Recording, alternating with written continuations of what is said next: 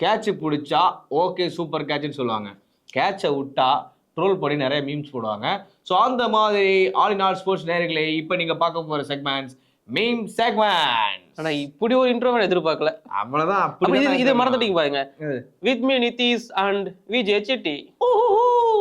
First meme. Okay, so எடுத்தவொடனே உங்களுக்கு முதல் மீமை காட்டுறேன்.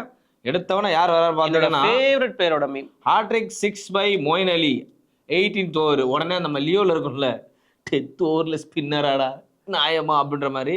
எஸ், அப்படியே பாத்துருங்க. அடுத்த மீம் பாருங்க. ஆஹா, இன்னைக்கு பயங்கரமா இன்னைக்கு சார்னா ஜடேஜா ஜடேஜா அவர் வீரம் படத்துல ஒரு அஜித் மாதிரி நிக்கிறாரு. என்ன தாண்டி தோடுறோம் பார்க்கலாம் அப்படின்னு நிக்கிறாரு. ஆனா இன்னைக்கு இன்னிங்ஸ் அவரோட இன்னிங்ஸ் தான் வந்து கொண்டு போச்சு சேர்த்துச்சு ஓரளவுக்கு சேர்த்துச்சு.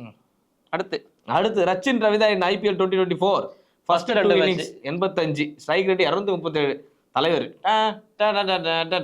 அடுத்து பாருங்க, நெக்ஸ்ட் ஃபியூ இன்னிங்ஸ் சிவாஜி படத்துல வர தலைவர் தான். ஆவரேஜ் பாருங்க, ஆவரேஜ் 10 புள்ளி, average 10, strike rate 108. Sivaji railway ட்ராக்ல நிப்பார்ல அந்த சிந்தாது. Okay super. அடுத்தது ஃபேவரட் மீம். இது உண்மையா காட்டியா வேண்டாம். நிறைய பேர் வந்து ஒவ்வொரு முறையும் சொல்லு நீங்க சொல்லுங்க. உங்க ஒவ்வொரு முறையும் வந்து சென்னை சூப்பர் கிங் ஆக்ஷனுக்கு போனாலே இதே வேலை இவங்களுக்கு 36 வயசு 30 வயசு மேல போனாலே எடுக்கிறது அப்படின்னா, இப்ப கூட நம்மளுடைய டெவான் கான்வேக்கு பதிலா வந்து ரிச்சர்ட் கிளீசன் எடுத்தாங்க இல்லையா, அதுக்கு வந்து 36 வயசு இதே வேலை இவங்களுக்கு பண்ணாங்க.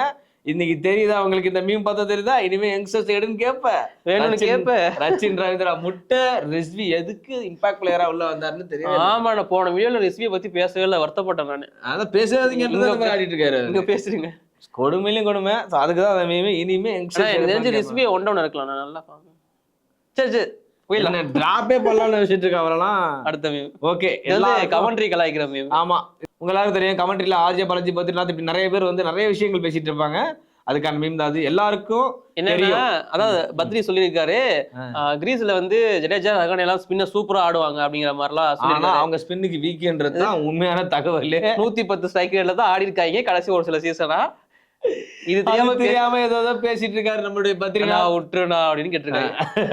ஏன்னா ஏன்னா இப்படிலாம் பேசுற நீ அப்படின்னு இருக்காங்க. இது அதுக்கப்புறம் ஒவ்வொரு முறையும் சென்னை சூப்பர் கிங் மேட்ச் ஆடும் போது தலை தோனியோட தரிசனம் கிடையாதா, தலை தோனியோட தரிசனம் கிடைக்காதா அப்படின்னு சொல்லிட்டு ஆப்போனன்ட் மகுன்னு எதிர்பார்த்துட்டு இருப்பாங்க. அந்த மாதிரி ஒரு தரிசனம் இன்னைக்கு கிடைக்கும் போது ஃபேன்ஸ் எல்லாமே எந்த அளவுக்கு எக்ஸைட்மெண்ட் ஆகுறாங்கன்னா, அவருக்கு பால் வந்து மீட்டே ஆகல, அது பால் வந்து மிஸ் ஆயிருச்சு, அந்த காத்து கூட எக்ஸைட் ஆகுறாங்க.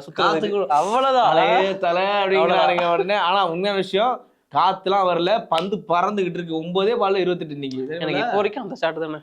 அது எப்படி ஆனானே தோனி அடிச்சு பேட்டர் தானே இல்ல, தோனி இது வரைக்கும் அந்த மாதிரி ஷாட் அடிச்சு நான் பார்த்தது நானும் பார்க்கலன்னு. ஓகே, வழக்கம் போல தலை இறங்கினா எப்படி இருக்கும்? டிஜே அண்ட் ஃப்ளைட் எந்த சவுண்டு போனாலும் கேட்காது. 124 dBக்கு, அதாவது 124 டெசிபலுக்கு சவுண்டு அதருது. ஆனா மறந்துடாதீங்க, லக்னோல அதருது, நாட் சேப்பாக்.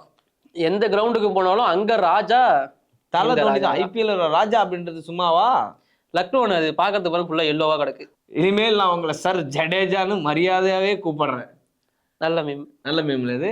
ஆனா இதே மாதிரி பெர்ஃபார்மன்ஸ் கொடுத்தாருன்னா நல்லா நாங்களும் சொல்லுவோம். ஆமா கொடுப்பா கவலைப்படாதீங்க. நல்லா போனது கப்பை கொடுத்தா இதான் சொல்ல பாருங்க. வயசாயிருச்சுன்னு சொல்றாங்க. இது ஆக்ஷன் மேடம். ஏன்னா MSD அடிச்ச இந்த 6 இது வரைக்கும் கிரிக்கெட் பார்த்தவங்க தோனிட்டு இந்த மாதிரி ஷாட் பார்த்துருக்க மாட்டாங்க.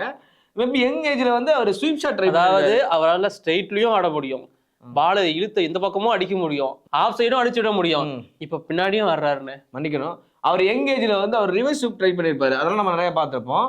ஆனா வந்து இந்த மாதிரி ஷாட்லாம் நினைச்சு கூட பார்க்கல. கேளு நினைச்சு பார்த்துருக்க மாட்டாரு உங்களுக்கு. ஏங்க நீங்க ஃபார்முக்கு வரதுக்கு என் டீம் தான் கிடைச்சதாங்க அப்படின்ற மாதிரி தான். அப்படி அவங்க மட்டும் ஃபார்ம் வரதுக்கு CSK யூஸ் பண்ணுவாங்களாம், இவர் ஃபார்ம் வரதுக்கு கேட்டார்ல முன்னாடி நாளே போயிட்டு தோனி. சரி ஓகே வேணாம். அது அடுத்ததான் அவ்வளவுதான்.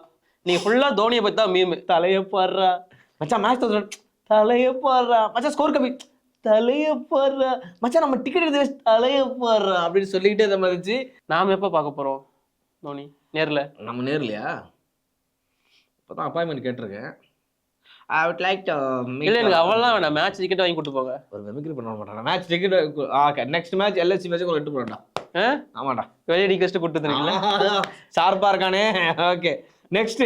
ஆஹா ஜி பிரேம பாருங்க ஜி அப்படின தலைவர் சொல்வார் இல்லையா? சோ அதுதான் உண்மையாவே அவரோட ஜெர்சி எல்லோ, பின்னாடி பாருங்க லக்னோல நடக்குது, எல்லாமே எல்லோ. இது மட்டும் லைவ்ல பாத்துருந்தீங்கன்னா அப்படி இருந்திருக்கும். அந்த சவுண்டோட சேர்த்து உள்ள என்ட்ரி இல்ல எல்லோ லக்னோல டி-ஷர்ட் வித்துருப்பாங்க. நான் வாங்கி சரி ஓகே. இப்ப சென்னைக்கு அகைன்ஸ்டான ஆளுங்க நோட்டீஸ் இல்ல சும்மா சொன்னேன். ஓகே, அடுத்த மீம். இது செகண்ட் இன்னிங்ஸ் பத்தின மீம். உங்க எல்லாருக்குமே தெரியும், ஏன்னா நீங்களும் அப்படிதான் வெயிட் பண்ணிட்டு இருப்பீங்க நம்ம ஆள் மாதிரியே. Me waiting for wicket to come. Yes, எல்லாருமே. வாட்ச் இல்ல, வாங்கி கொடுத்தீங்கன்னா நானும் பாருங்க. என் கையிலயும் வாட்ச் இல்ல. இந்த மீம் கேஎல் ராகுலுக்குனே ஸ்பெஷலா செஞ்ச ஒரு மீம். ஆஹா, உண்மையாவே இந்த மீம் ஸ்பெஷலான மீம் தான். ஏன்னா நக்கலா வந்து கேட்பறது, என்ன பாஸ் 175 பிளஸ் ஸ்ட்ரைக் ஆடிட்டு இருக்கீங்க, எல்லாம் ஒரு ஆரவாரம் தான். ஆரவாரம் கிடையாது, T20 வேர்ல்டு கப் என்ட்ரி, அதுக்கான அவசரம் அப்படின்ற மாதிரி தான் ஆடிட்டு இருக்காரு. என்ன ஆடுனாலும் ஸ்குவாடுல இருக்க மாட்டீங்க கேஎல். ஏன் வாய்ப்பு இல்ல ராஜா, ஏன் வாய்ப்பு இல்ல ராஜா. ஏன்? ஏன்னா அந்த இடத்துல ரிஷப் பந்த் இருக்காரு, அதை விட எம்எஸ்டி இருக்காரு, டிகே இருக்காரு. ரோஹித் சர்மா சொல்லியிருக்காரு, நான் டிகே வந்து கன்வின்ஸ் பண்றேன், தலை கிட்ட கன்வின்ஸ் பண்ண முடியுமான்னு தெரியல, ஆனா நான் கேட்டு பாக்குறேன்னு சொல்லியிருக்காரு. ஆனா தலை கன்வின்ஸ் ஆக மாட்டாது, அது ஒரு விஷயம்.